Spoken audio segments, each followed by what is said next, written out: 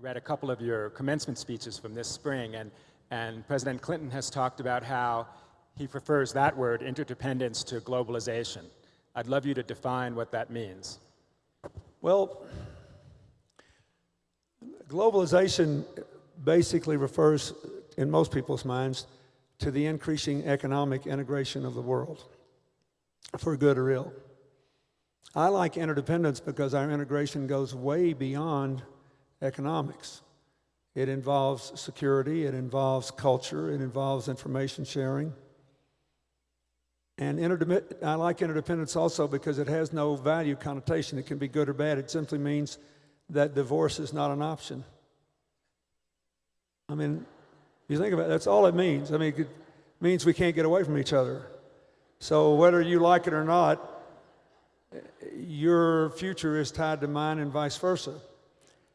And there is a lot of good and a lot of bad about this world. I mean, this interdependent world has been a peachy keen deal for most of us, otherwise you couldn't afford to be here today.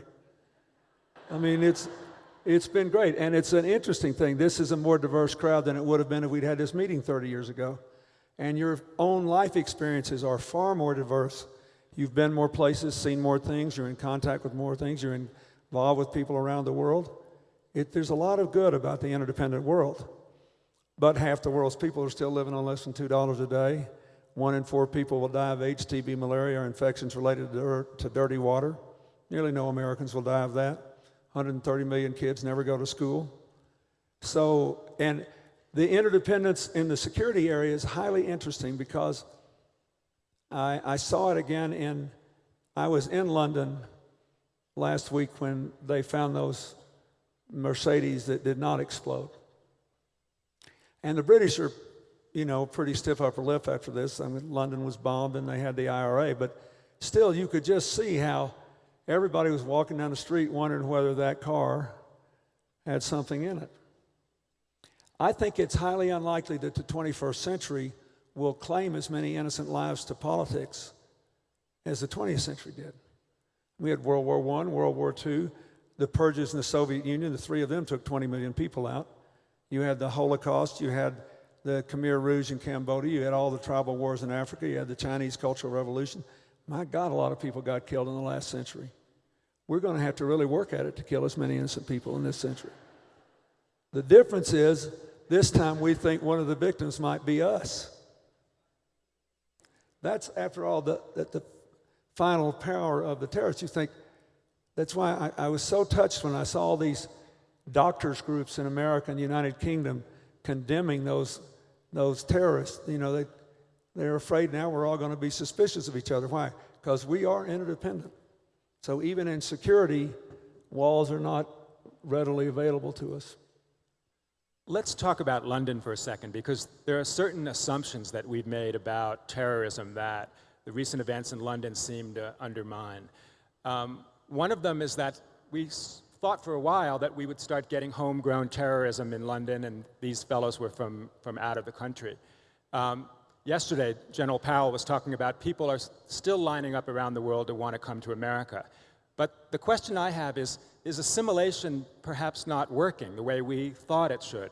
I mean, we all think that someone comes to America, they embody our values, they learn to love America, and they could never turn against us. The Brits feel the same way, yet we're seeing something different now.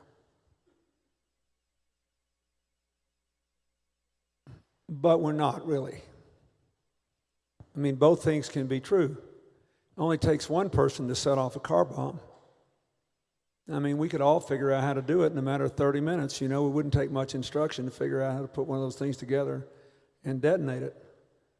So if 95% of all the Muslim doctors who come to the United Kingdom are grateful for the chance to be there and spend their whole life trying to help keep people healthy and save lives, and 4% of them are terrorist sympathizers and 1% of them are prepared to do what that doctor did in Glasgow and burn himself to a crisp trying to kill some people, doesn't mean that we're not succeeding. It means we're not succeeding completely.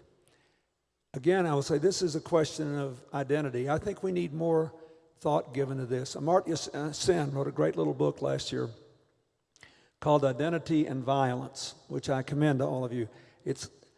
I don't necessarily agree with his whole analysis, but it will force you to think about how people, even well-educated, prosperous people, superficially well-integrated people, identify themselves in a way that preclude their treating other human beings as equals in non-warlike circumstances. It's a huge problem all over the world. And we need to really think about how we're raising our kids, how we're talking about this. And one of the reasons I like all this explosion of young people getting involved in service in America and around the world is I think that lots of people will see them, particularly in other countries, and it will change their sense of identity.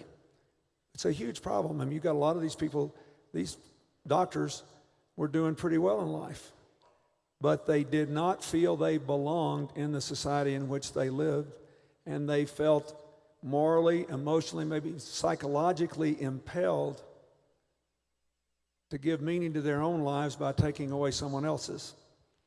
We need to get to the bottom of that. I think it's as old as time. I think, you know, if you go back all throughout human history, there have been our crowd and the others.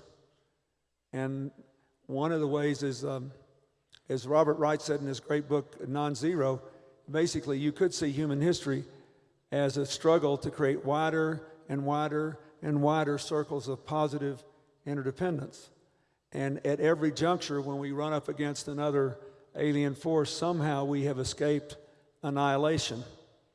We dodged that bullet in World War I, we dodged the bullet in World War II, we dodged the bullet in the Cold War, and now it's like we're being gnawed at by 1,000 ants.